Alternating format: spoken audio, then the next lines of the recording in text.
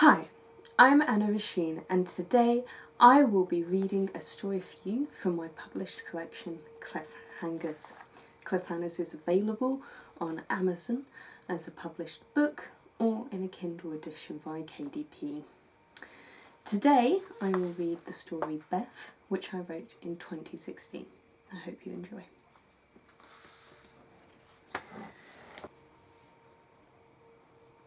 It is a crisp April morning, the kind where the sun chases Jack Frost across the country and bathes the world in light.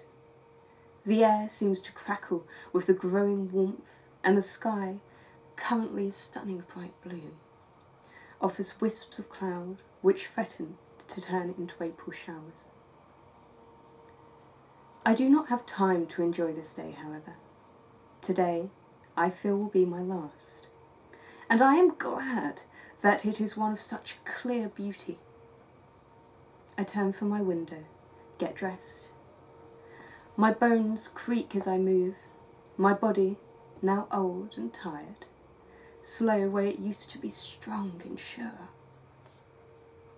I take the journal out from under the bedside table and lower myself to the chair by the wardrobe. I flick through the old pages, dry and cracked, like much of me. They rustle as I turn them, threaten to escape the bounds of their spine. So many memories. They blur together now. I struggle to separate the woodlands from my childhood and the woods of my adult life. I struggle to remember the faces of my father, mother, brother, all dead. So long ago now, in the freedom wars. Not that any freedom came from those. The last 5 pages of the journal are blank. The rest, which document not my life, but the things I have done, are treasonous enough on their own to win even this old body a hanging. But as of yet, this story is incomplete. I'm not sure I have the heart to tell the world the truth, to tell my neighbours, friends and colleagues the reality of what I have done in my 80 years. I fear they will hate me. I fear they will glorify me. But this journal is for none of them. It is only for one person, only one pair of eyes. I start on the last page and carefully write, my hand shaking and making a mockery of my care. Burn after reading. I chuckle to myself, recalling a film of such a name from when I was young. An old comedy which my dad found hilarious and would watch on occasion while I sat on his lap. Think of this brings back a memory of my father's strong arms, one holding tight around me, keeping me safe in a cocoon of his strength as I sat on his lap, my knees tucked in under my chin. His other hand would hold a beer, and whenever something unsuitable for my young eyes would occur, I remember that second hand covering my eyes. So large against my small features, it would cover my whole face in a protective, calloused mask. I recall the bounce of my body when he'd laugh, and I'd be lifted by his stomach and bounced on his leg. The sound of deep chuckles floating over my head and causing me to laugh too. What at? I would have no idea.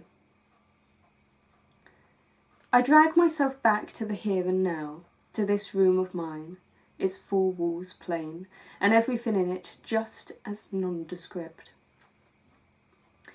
I look back to the journal in my hands. The only truth in my life is in this book. Everything else is simple, plain, normal. They will find nothing here that could tell them who I am or what I have done. I fill in the last 4 pages. My handwriting is shock in comparison to the previous pages, written years before. It is hard to recognise this scrawl to those perfect letters I used to form. I wrap the journal in plastic, careful to cover the whole thing in perfect fingerprints, so they can really identify it as mine. I then place the whole thing neatly into a heavy-duty brown envelope and scribble the address on top. I'm just on time for the nice postboy and make it down the stairs at my slow pace, parcel tucked under my arm, as he knocks on the door.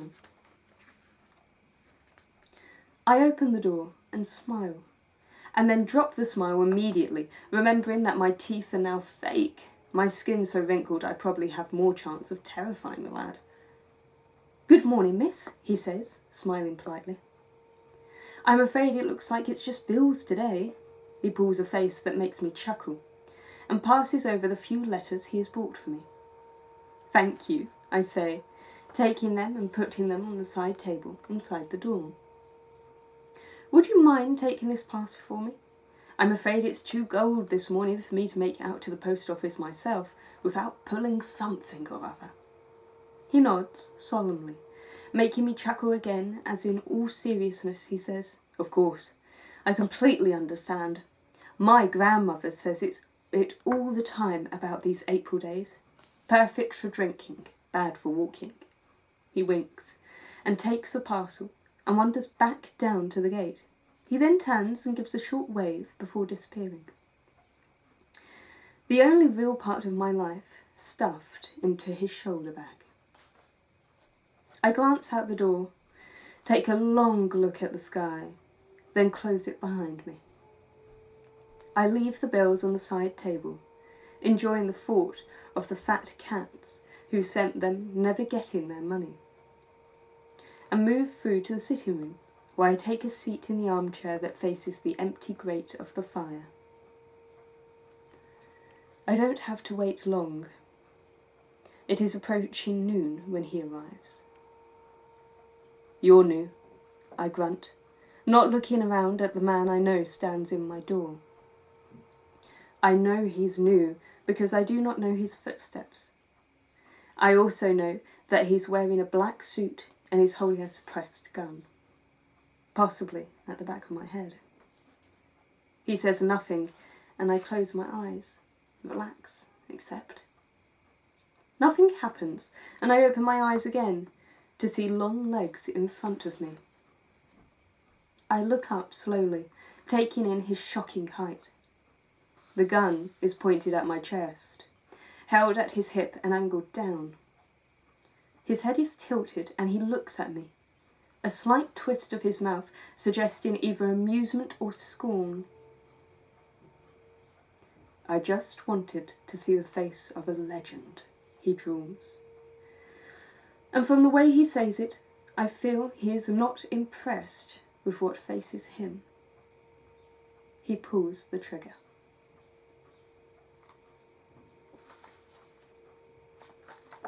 Okay, so that was Beth, which I wrote in 2016 as just a short, which is included here as a second story in Cliffhangers, which is available on Amazon.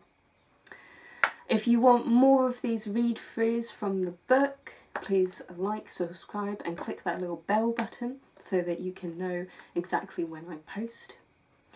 Or better yet, treat yourself to a copy of the book and enjoy all of the stories contained within.